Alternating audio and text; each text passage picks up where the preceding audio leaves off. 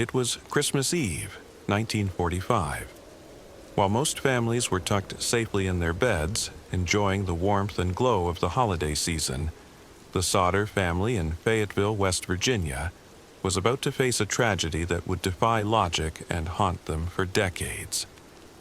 When a fire engulfed their home in the dead of night, 5 of the Sodder children vanished without a trace.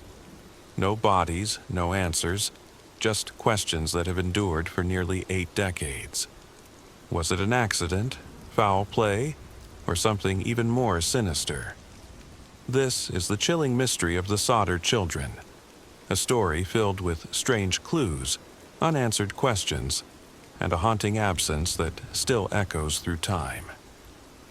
The first time I heard about the Sodder family, I was a young reporter working in Charleston, West Virginia. Fayetteville was just a short drive away, a quiet town nestled in the Appalachian Hills.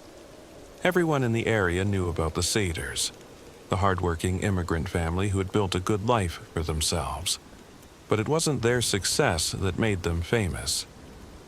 It was the fire. It was Christmas morning, 1945, when news of the tragedy spread like wildfire through the region. The Sodder home had burned to the ground overnight.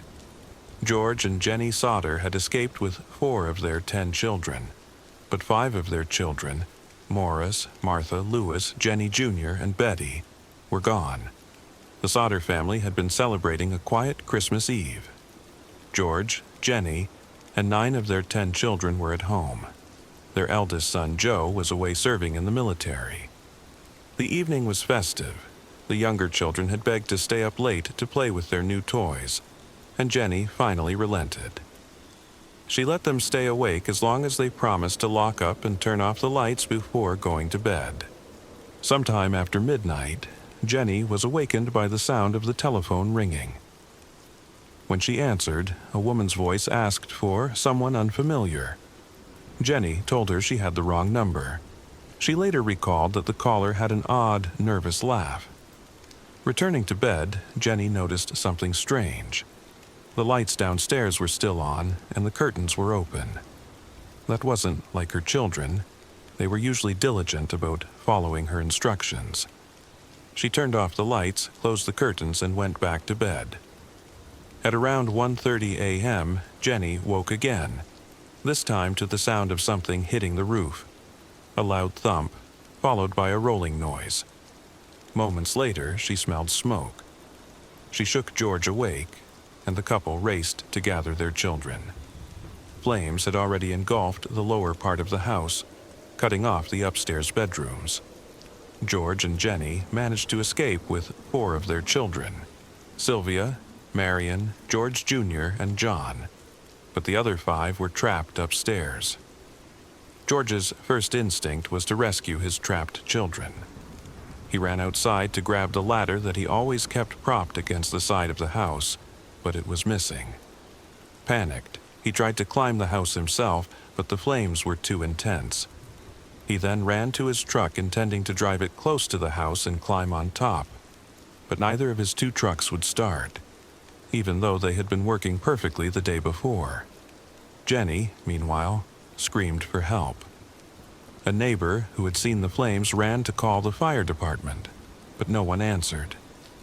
Another neighbor tried driving into town to alert the fire chief, but the response was delayed due to wartime manpower shortages. By the time the fire department arrived the next morning, the house had been reduced to ash. When the fire was finally extinguished, George and Jenny searched the rubble, expecting to find the remains of their 5 children. But there was nothing. No bones, no teeth, nothing to suggest that anyone had perished in the fire. The fire chief suggested that the blaze had burned so hot it had completely incinerated the bodies. But that explanation didn't sit well with the Sodders. Bones don't simply disintegrate, even in intense fires. And the fire hadn't been hot enough to destroy other items in the house, like a few household appliances that were still identifiable. Jenny began conducting her own experiments. She burned animal bones to see if they would disintegrate, but they never did. Her doubts grew. In the days and weeks after the fire, strange clues began to surface. A witness came forward, claiming to have seen a man stealing a block and tackle from the Sodders' property on the night of the fire.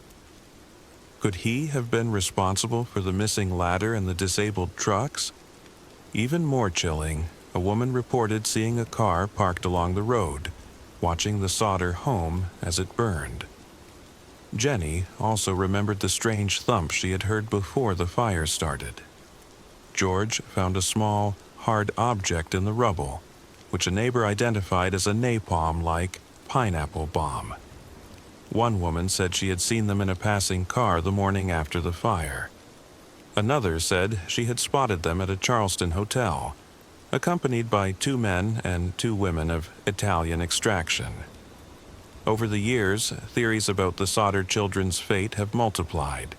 Some believe they were kidnapped as retribution for George's outspoken political views. Others suggest they were sold into human trafficking or taken by the mafia.